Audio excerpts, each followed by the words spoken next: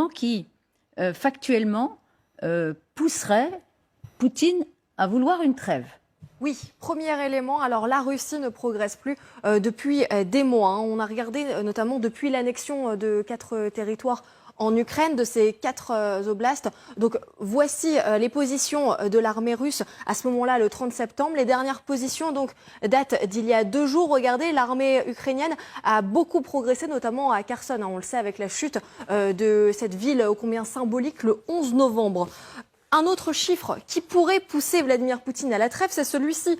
100 000, c'est le nombre de soldats russes tués ou blessés depuis le début de l'invasion de l'Ukraine. C'est le général Mark Milley, un chef d'état-major américain, qui l'affirme. Il ajoute également que les chiffres pourraient être similaires côté ukrainien. Alors pour lui, il doit y avoir une reconnaissance mutuelle que la victoire militaire n'est probablement pas, au sens propre du terme, réalisable par des moyens militaires et qu'il faut se tourner vers d'autres moyens. Donc selon lui, il existe une fenêtre de négociation dans ces prochains jours. Le coût de la guerre aussi pourrait pousser Vladimir Poutine à faire une trêve.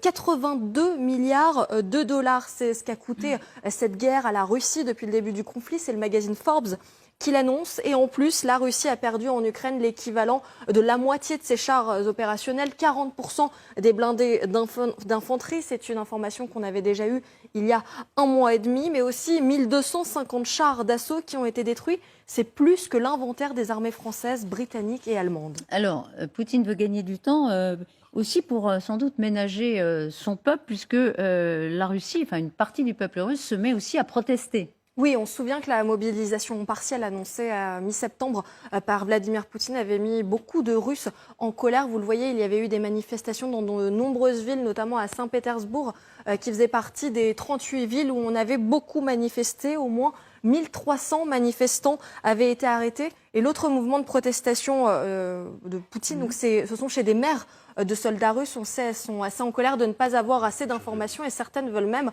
que les corps de leurs fils soient rapatriés. Dernier élément, ce sont ces alliés qui prennent leur distance. On l'avait vu notamment lors du G20 avec la Chine et l'Inde, ces alliés traditionnels et informels qui ont pris leur distance. Et plus récemment, eh bien, Vladimir Poutine, vous le disiez en plateau tout à l'heure, a participé hier et avant-hier au sommet de l'Organisation du traité de sécurité collective en Arménie, avec cette phrase du président Kazakhstan que vous avez évoquée tout à l'heure. Il est le temps de chercher ensemble une solution de paix. Nous ne pouvons pas accepter que les peuples frères russes et ukrainiens soient séparés des décennies ou des siècles par des griefs mutuels. Et regardez cette photo. On ne voudrait pas paraître parano, mais c'est vrai qu'il a l'air assez isolé sur cette photo. On sent qu'on n'a pas envie de se tenir trop proche du président russe. Oui, on ne s'en lasse pas. Merci Émilie de nous l'avoir remise encore une fois.